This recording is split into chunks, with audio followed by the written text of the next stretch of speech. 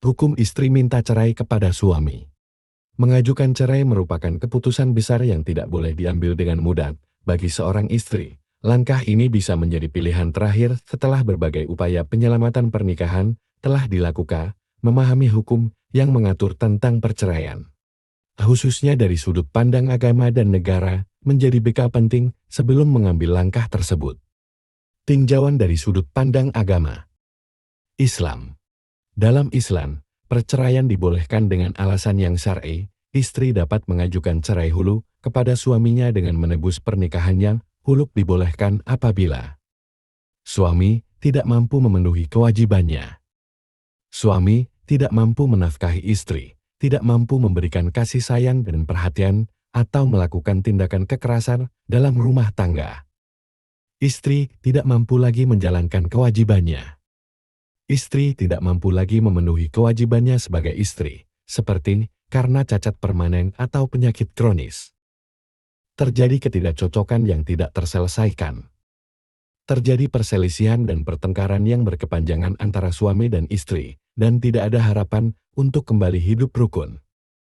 Sebelum mengajukan hulu, istri dianjurkan untuk melakukan upaya mediasi dengan suami, seperti melalui musyawarah keluarga atau melibatkan pihak ketiga yang terpercaya. Hulu dilakukan dengan cara menebus pernikahan dengan mahar yang telah disepakati bersama. Undang-Undang Perkawinan. Di Indonesia, perceraian diatur dalam Undang-Undang Nomor 1 Tahun 1974 tentang perkawinan. Perkawinan, baik suami maupun istri, dapat mengajukan gugatan cerai ke pengadilan agama bagi yang beragama Islam atau ke pengadilan negeri bagi yang non-Islam. Alasan perceraian yang dapat diterima oleh pengadilan berdasarkan perkawinan antara lain. Perzinahan. Salah satu pihak terbukti melakukan perzinahan. Penelantaran. Salah satu pihak meninggalkan pihak lainnya selama 2 tahun berturut-turut tanpa nafkah. Kekerasan. Salah satu pihak melakukan kekerasan dalam rumah tangga. Kecacatan. Salah satu pihak mengalami cacat fisik atau mental yang parah dan tidak memungkinkan untuk hidup bersama. Penyakit menular. Salah satu pihak mengidap penyakit menular yang membahayakan kesehatan pihak lainnya. Perbedaan keyakinan. Perbedaan keyakinan agama yang tidak dapat diatasi. Pernikahan tidak tercatat. Pernikahan yang tidak tercatat di lembaga pencatatan sipil. Proses perceraian di pengadilan dapat memakan waktu beberapa bulan, bahkan tahunan, tergantung pada kompleksitas kasus dan kesediaan kedua pihak untuk menyelesaikan perkara. Hak-hak istri dalam proses perceraian.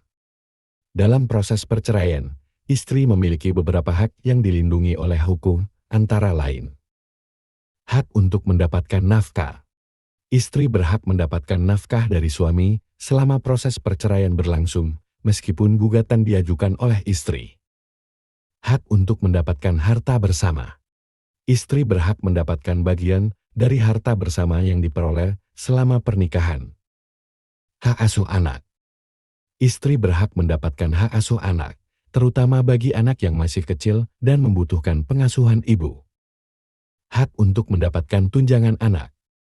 Istri berhak mendapatkan tunjangan anak dari suami untuk membiayai kebutuhan hidup anak.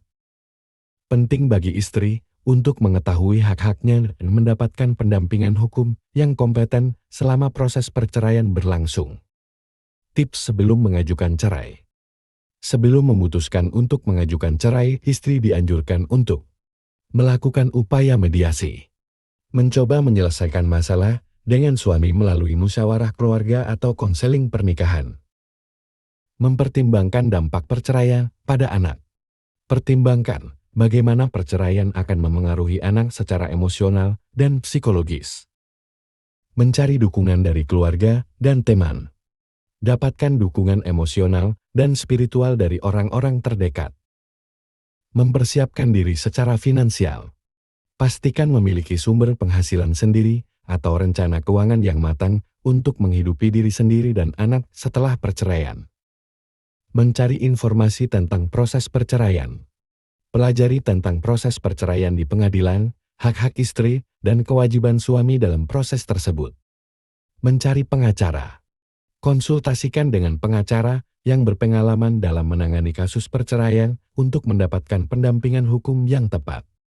Kesimpulan, mengajukan cerai merupakan keputusan yang tidak boleh diambil dengan mudah. Istri harus mempertimbangkan berbagai faktor sebelum mengambil langkah tersebut, termasuk alasan perceraian, dampak pada anak, dan persiapan diri secara fisik, emosional, dan finansial.